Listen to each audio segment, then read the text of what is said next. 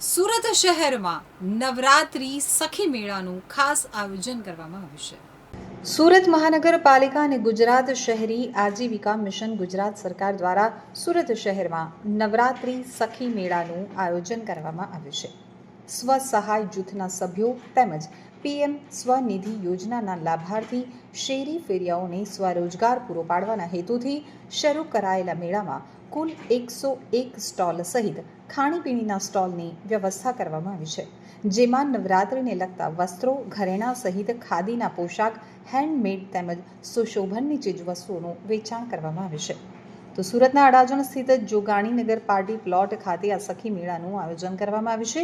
સખી મેળો 19 સપ્ટેમ્બરથી 25 સપ્ટેમ્બર 2025 સુધી આયોજન કરાયો છે। આજે મેયર દક્ષેશભાઈ માવાણી, મનપા કમિશનર શાલિનીબેન અગ્રવાલ, સાંસદ મુકેશભાઈ દલાલ અને ધારાસભ્યની ઉપસ્થિતિમાં આ સખી મેળો ખુલ્લો મૂકવામાં આવ્યો હતો। શહેરી વિકાસ વર્ષ 2025ની ઉજવણી અંતર્ગત સ્વસહાય જૂથોની મહિલાઓ દ્વારા ઉત્પાદિત વસ્તુઓના પ્રદર્શન અને વેચાણ માટે તારીખ 19થી 25 સપ્ટેમ્બર દરમિયાન રાજ્ય કક્ષાના મેળાનું આયોજન કરવામાં આવ્યું છે। તો સ્વસહાય જૂથના સભ્યો તેમજ પીએમ સ્વનિધિ યોજનાના લાભાર્થી શેરી ફેરિયાઓને સ્વરોજગાર પૂરો પાડવાના હેતુથી શરૂ કરાયેલા મેળામાં કુલ 101 સ્ટોલ સહિત ખાણીપીણીના સ્ટોલની વ્યવસ્થા કરવામાં આવી છે, જેમાં નવરાત્રિને લગતા વસ્ત્રો, ઘરેણાં સહિત ખાદીના પોશાક, હેન્ડમેડ તેમજ સુશોભનની ચીજવસ્તુઓનું વેચાણ કરવામાં આવે છે। આ સખી મેળામાં વોકલ ફોર લોકલ અને મેક ઇન ઇન્ડિયાને પ્રમોટ કરવામાં આવી રહ્યું છે। અહીંયા હેન્ડીક્રાફ્ટ અને હેન્ડમેડ વસ્તુઓ મળશે। આ ઉપરાંત અહીંયા ફૂડ સ્ટોલનું પણ આયોજન કરવામાં આવ્યું છે।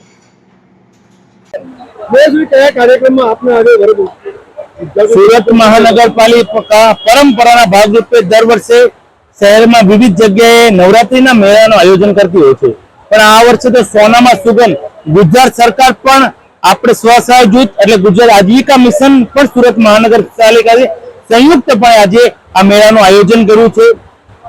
આપણે ગણપતિ વિસર્જન હોય છે ત્યારે તમામ વિસર્જનના પોઈન્ટ પર સ્વસહાય જૂથની બહેનોના સ્ટોલ લાગ્યા હોય છે।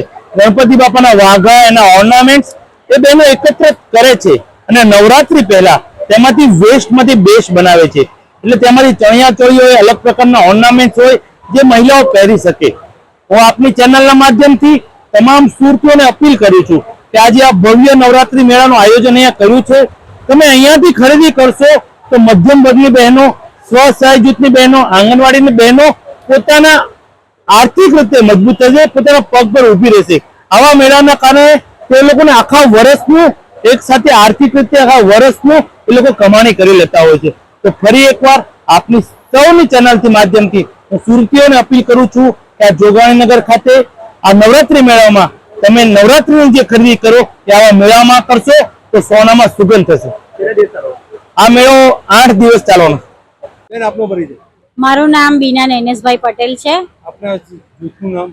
મારા જૂથનું નામ શ્રીજી સખી મંડળ છે। શું શું વેચાણ માટે મૂકેલું?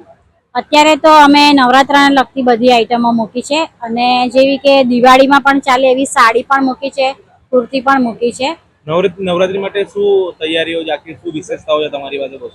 વસ્તુઓની વિશેષતા તો એવી છે કે દર વખતે અલગ અલગ આવે છે। આ વખતે અજરકના ચણિયાચોળી બહુ ડિમાન્ડમાં છે, તો અજરકના ચણિયાચોળી, બ્લાઉઝ, દુપટ્ટા બધું જ છે। ઓર્નામેન્ટ્સની કઈ પ્રકારની વસ્તુ છે આ વખતે? ઓર્નામેન્ટ્સમાં ગામઠી ટાઈપ પણ છે અને ઓક્સોડાઇઝના પણ છે। પબ્લિકના ડિમાન્ડ પ્રમાણે અમારે બધી જ વસ્તુઓ રાખી છે। આ વસ્તુ તૈયાર કરવામાં કેટલો સમય લાગ્યો તમને? જાતે બનાવો છો? અમુક જાતે બનાવીએ છીએ અને અમુક રેડીમેડ પણ લાવીએ છીએ। બજાર કરતા કેટલી કિંમત તમે વેચાણ કરો છો? બજાર કરતા થોડું રીઝનેબલ પડશે અહીંયા, કારણ કે અમને વિના મૂલ્યે અહીંયા સ્ટોલ મળે છે। તેથી બહાર જે મળે છે, જે વસ્તુ 100 રૂપિયાનું મળતું હોય તે અમારે ત્યાં 50-60 રૂપિયામાં મળી જશે। આપનો પરિચય અને સુરતમાં કઈ જગ્યા પર ગુજરાત સરકાર દ્વારા અને એસએમસી દ્વારા સ્ટોલ લાગેલા છે, એમાં ગુજરાત સરકાર કઈ રીતે મહત્વનું યોગદાન આપ્યું?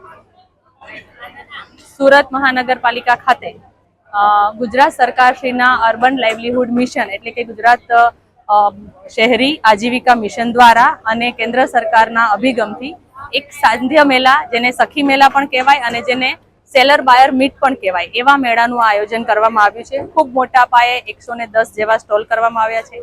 આ મેળાનો મૂળભૂત હેતુ છે કે જે બહેનો પોતાની આજીવિકા માટે નાની મોટી જે પણ પ્રવૃત્તિઓ કરે છે, જાતે બનાવે છે, પોતાની વસ્તુઓ સેલ્ફ મેડ આઇટમો ચણિયા ચોળી છે, ઓર્નામેન્ટ્સ છે, એવી બધી બને એક મોટું ફલક મળે, એક મેળો મળે અને એનાથી એને બાયર સેલર મીટ દ્વારા સારા લોકોના સંપર્કમાં આવી મોટા ઓર્ડર મળે અને એમની આજીવિકા અને રોજગારીનું સર્જન થાય.